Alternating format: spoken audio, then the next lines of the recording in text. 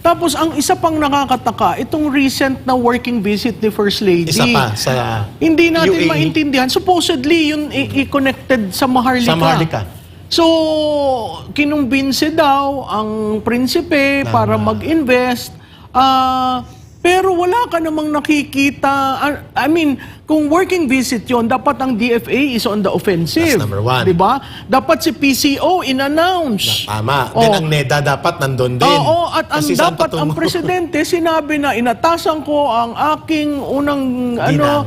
para pumunta at ayusin. Wala. It was very quiet. All of a sudden, people saw her there. And then, all of a sudden, it became a working visit. Ayun. Be better, yung tatlong B, parang ang credit rating, triple B. Maganda yun, no?